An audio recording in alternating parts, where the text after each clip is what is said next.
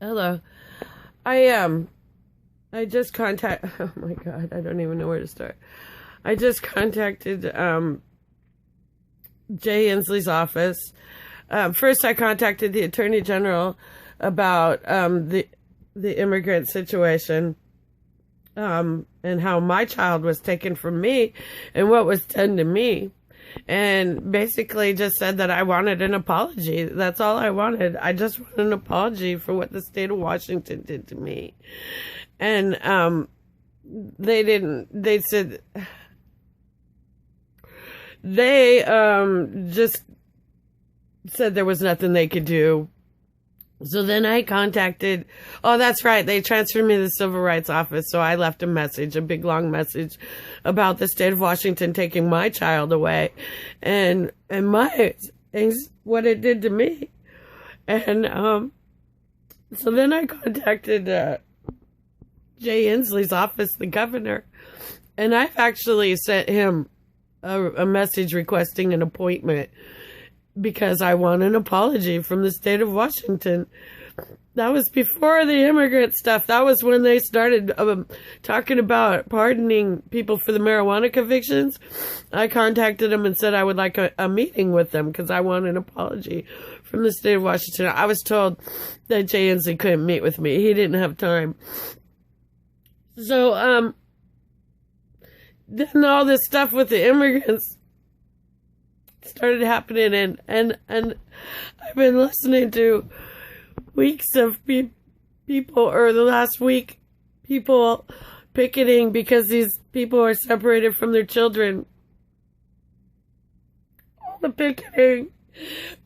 And nobody was there to help me when I was separated from my child. And then the state of Washington gets on and says they're going to actually start a lawsuit against the government because the government separated these people from their children.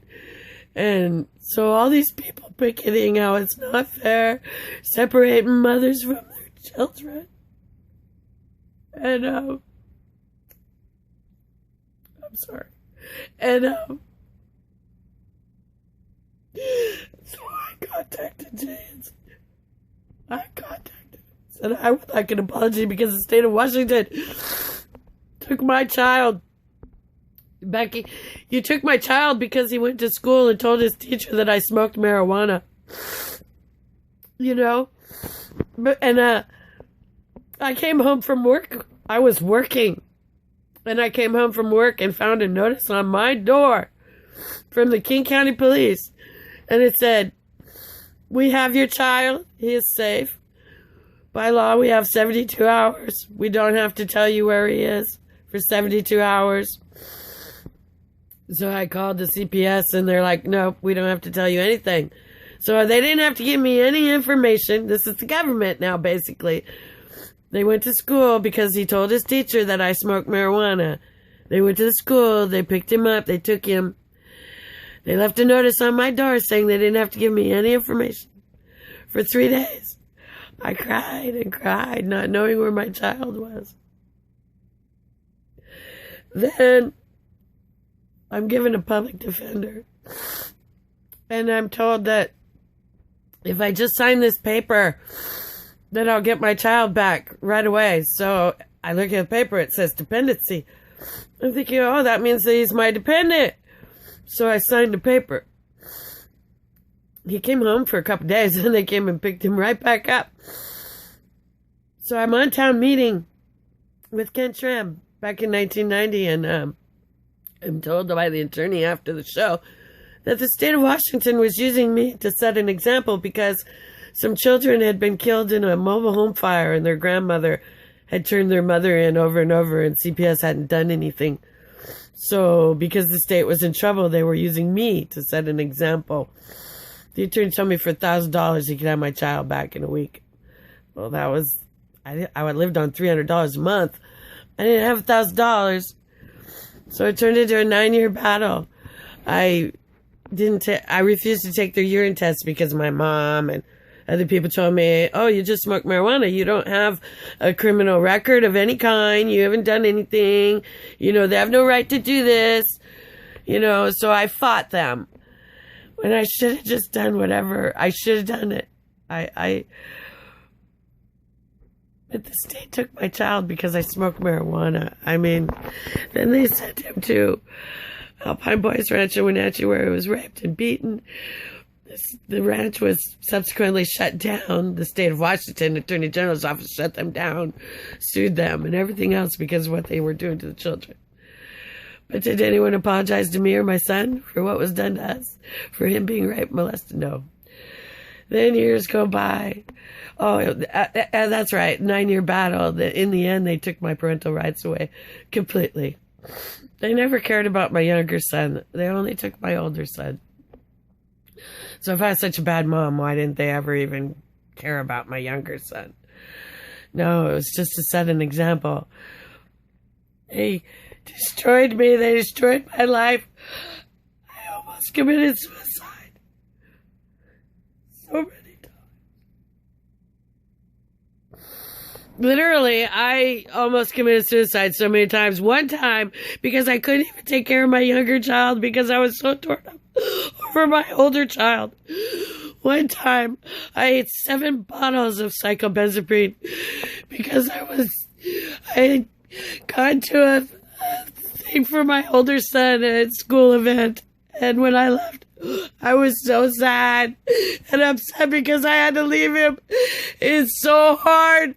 You go to visit your child and then you have to leave.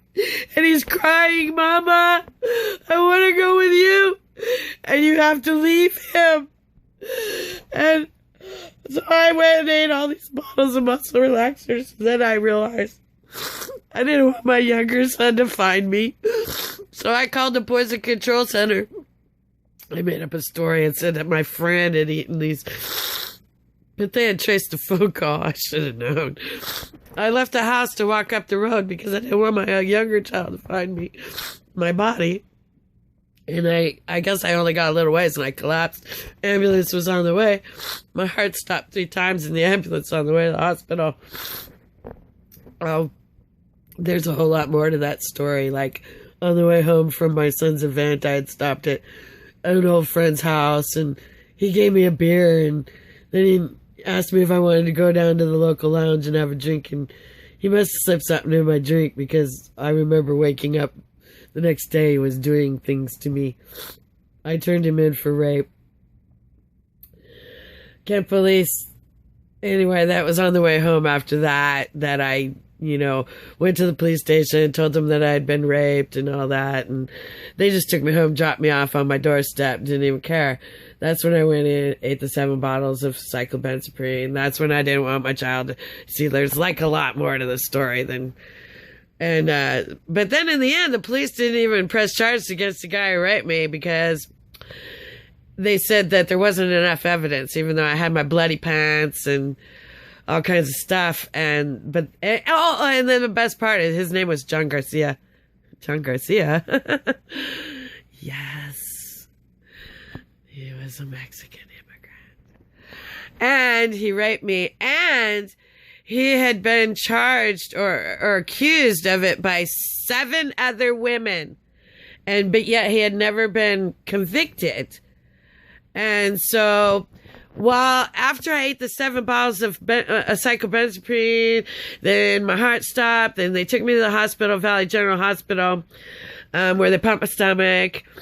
And then when I'm in the room, they wanted me to go eat meals with men. Well, I'd just been raped. I didn't want to eat meals with men. So the nurse refused to give me food. I told her that I wanted to see a doctor and get a rape kit. She said that I was stinky and filthy because I had all that charcoal on me from having my stomach pumped. And she refused to let me see the doctor until I took a shower. See where this is going? So I took a shower, washed away all the evidence. When I had the exam, the doctor said, yeah, I see all the tears and bruises and stuff. But the physical evidence is gone. So the Kent police said that they couldn't press charges against John Garcia. Blah, blah, blah, blah, blah. all these things. You know, I never get justice. I could go on and on and on. But back to my child, because that's what this is about.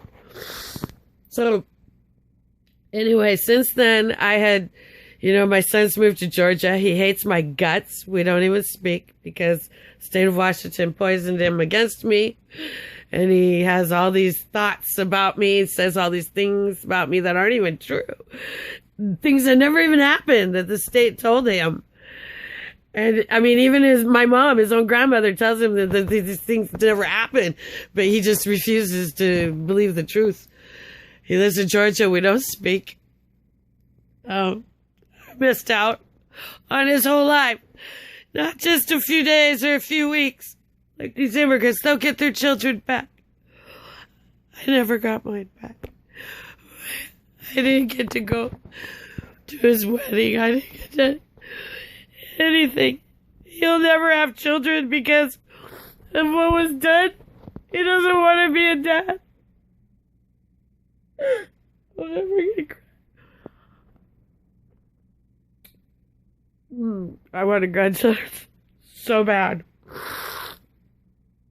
But anyway, and my younger child, you know, he's almost 30, but he has issues because of self-esteem and other things, because after what was happening to my oldest son, I just moved out to the mountains in the middle of the woods because I wanted to get away from everybody. My younger child suffered because of the decisions I made, because of what was done to me and my older son. My younger son suffered. I called the governor's office today because of all these lawsuits. I'm like, this ain't fair. Nobody would help me. Where's all the picketers? Where are you people? Where are all you people that are out there picketing for the immigrants? Where were you? Where were you to help me? Where were you? Where were all the attorneys? You all jumping out of the woodwork to help these people. Where were you? I can't even get an apology.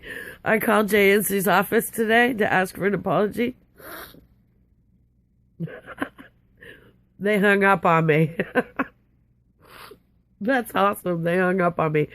So then I called King 5 News because I thought, you know, they've treated me really badly in the past too. You know, I'm also a survivor of the Green River Killer, Gary Ridgway.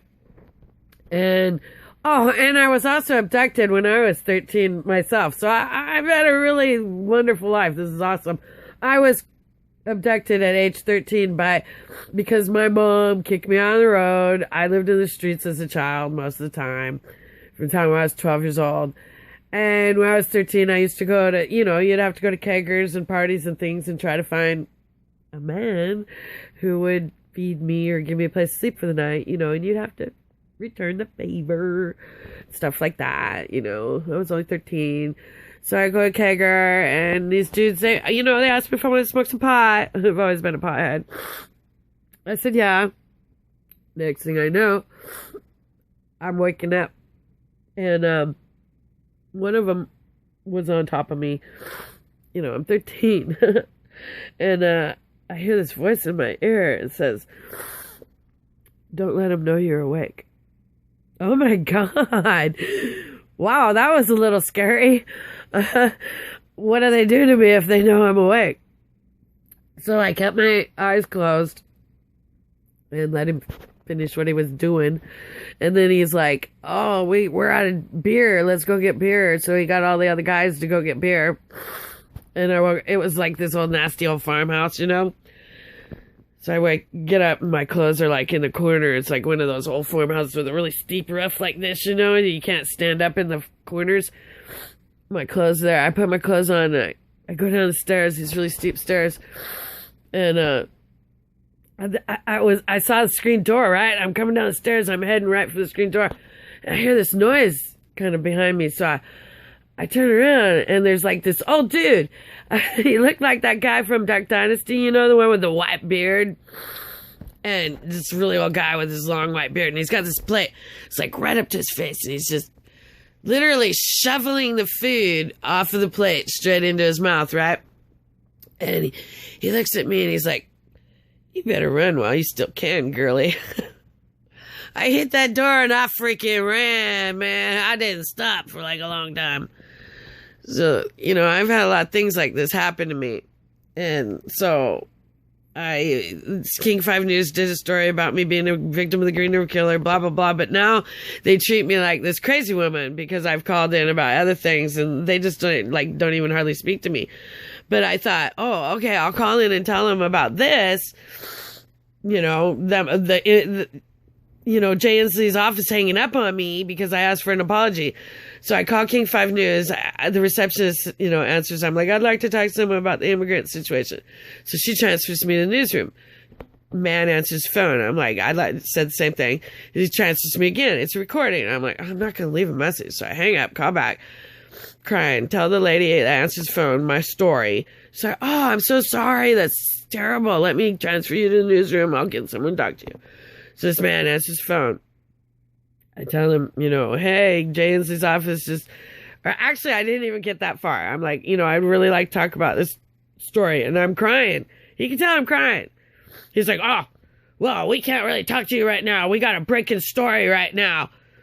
I'm sure it's something about more picketing or something. I'm sure that's what the breaking story is, all about the immigrants.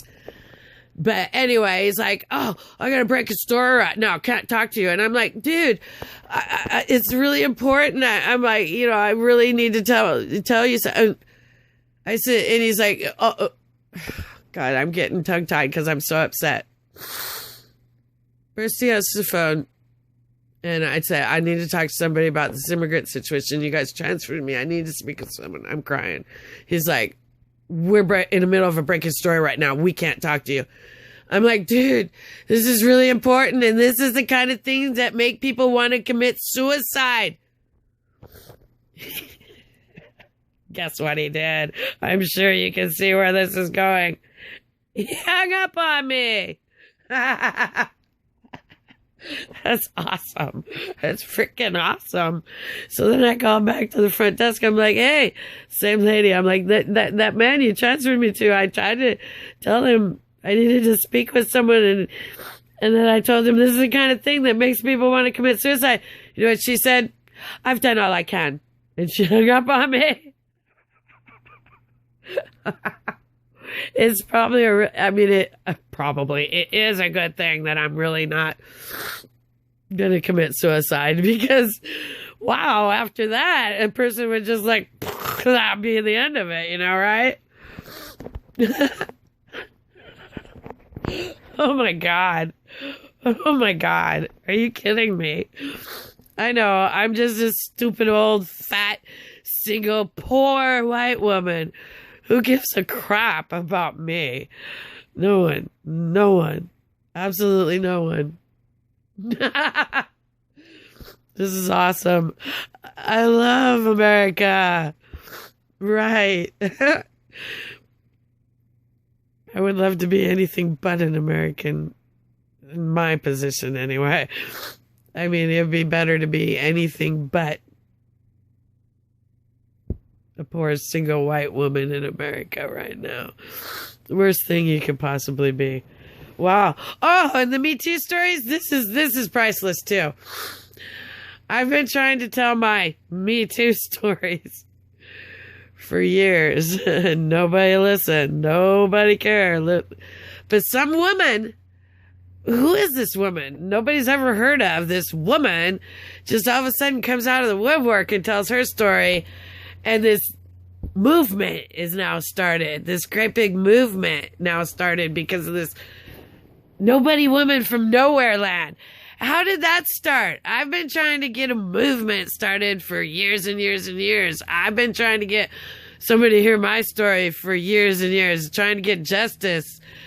Wow. Are you kidding me? I could go on and on about my Me Too stories. I got all kinds of them. Oh, stories about cops doing things to me, being beaten by cops. Oh, you got all these Black Lives Stories matters. Gee, I got $10,000 from the King County Police because they beat the crap out of me in a rent courthouse. I missed a court date, went in and tried to reschedule the court date, and they were going to arrest me.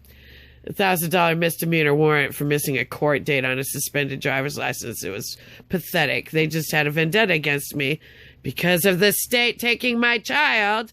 I had a record now, and they didn't like me, so they were coming after me for this misdemeanor, and they were going to actually arrest me right there at the courthouse. Even though I had children, I had another child to take care of. The state had already taken my child by then, so I only had one. But, you know, he needed me. So I kind of freaked out, and I said, I want to talk to a judge, and I went to reach for a door, and all I heard is, oh, no, you don't. At the time, I had really super long hair. I went down to my butt, and I had it all up in a French braid. All I remember is I heard, oh, no, you don't, and somebody grabbed me by my hair from behind. Did not identify himself, just grabbed me by my hair. I'm only 5'2", so he literally picked me up off my frickin' feet. Well, I turned around punching. I turned around swinging. You know, I didn't know what was happening or who was grabbing me. So I turned around, took a swing, and next thing I know, I got 5 cops on me. 2 state patrols and 3 King counties had me down on the ground. The Renton courthouse has this like pea gravel floor. It was awesome. They had me down on the floor, smushing my face into it with their shoe. Had their shoe on my face, just squishing it into the pea gravel. I had chunks of hair ripped out of my head. I had finger marks on my throat where they were choking me. I had boot marks all up and down on my neck and my back from them stomping on me. I mean, I fought back. We tore that friggin' courthouse apart. I mean, there were chairs busted. It ended up going into the library and ripping books off the walls. Busted table, busted chairs. 2 public defenders saw the whole frickin' thing. So they arrest me. They're going to take me to Harborview. And then they're going to take me to the King County Jail. And the 2 public defenders are freaking out. They asked the judge not to send me with the cop who had jumped me, who started it, but they did. So all the way to the court, or to the hospital, he's slamming the brakes on and slamming my head into the glass, telling me I'm not going to jail, I'm going to the morgue, all this kind of crap. So then we get to the hospital. They put a neck brace on, pain meds, all this stuff because they'd torn stuff in my neck, all this. Right in front of the doctor, the cop takes Officer Paul George, took my neck brace off, throws it in the garbage, goes, you ain't going to be needing this. Threw my medication and my neck brace in the garbage in front of the doctor. So when I sued the King County Police, I wasn't able to sue for them beating me. I was able to sue because they didn't give me my medication at the jail.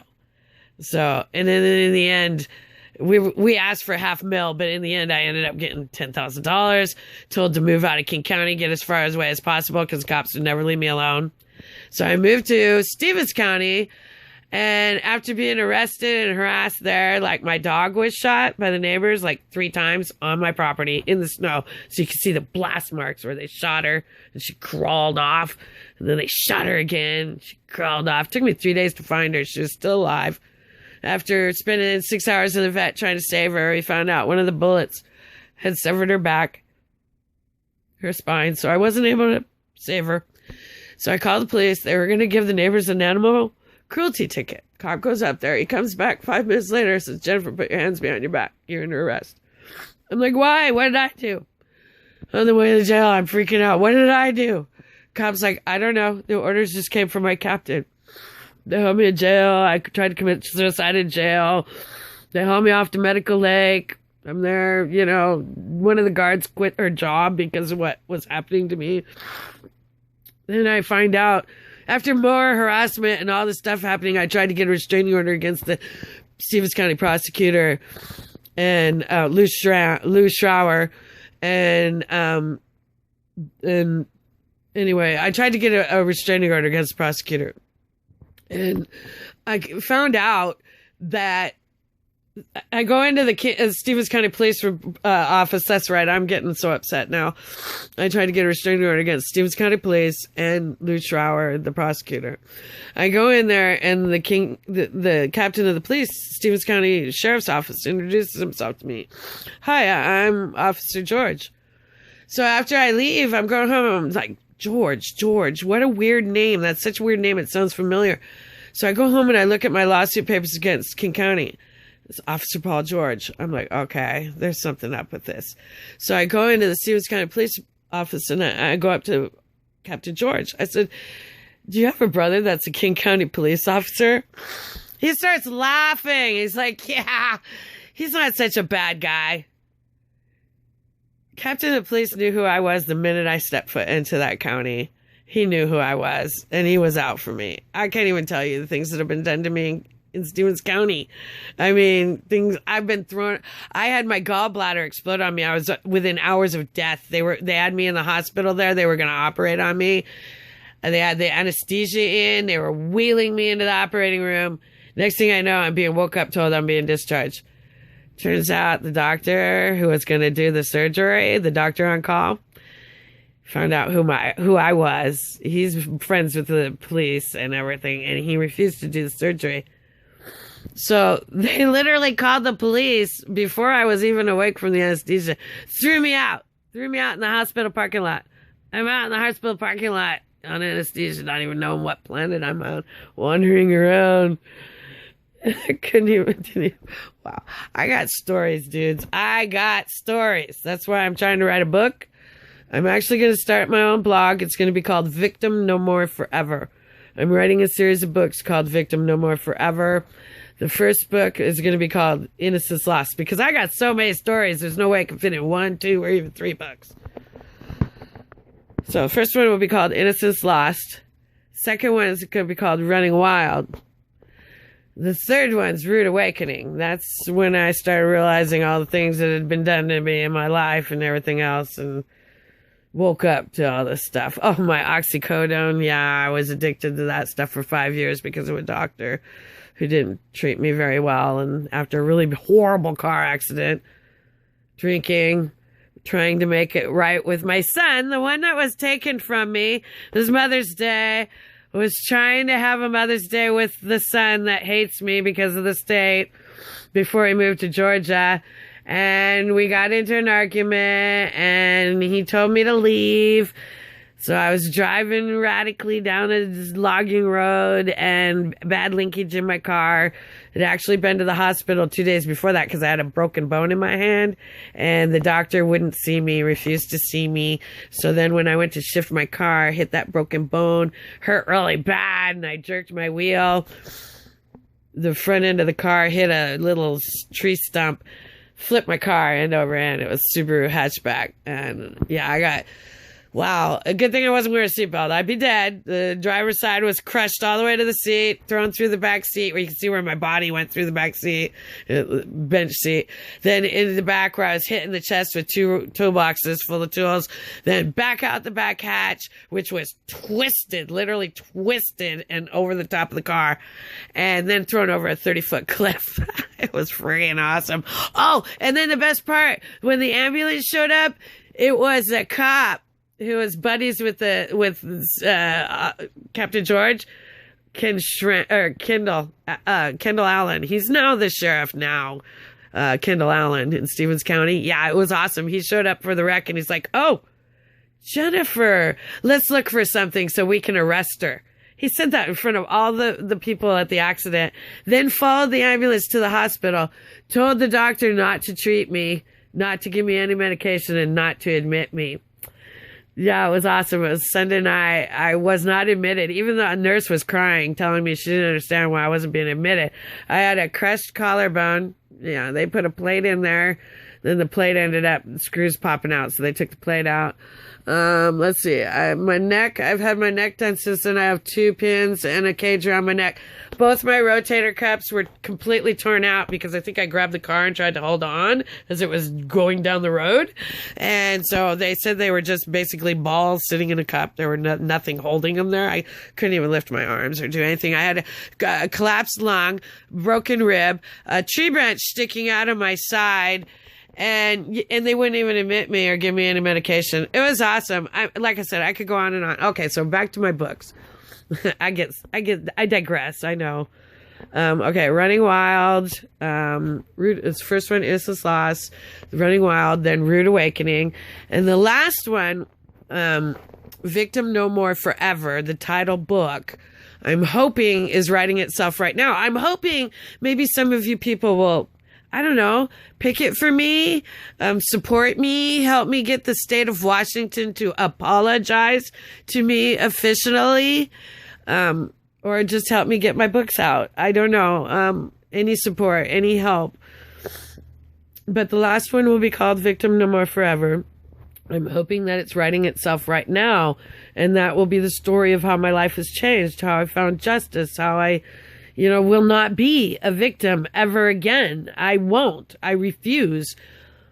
But the pain is so strong right now. I need to do something, an apology. I need something so I can. Okay. All right. I'll leave it at that. But, please, any of you people, I understand the immigrants deserve help too, and they don't deserve to be taken from their children. If anyone knows that pain,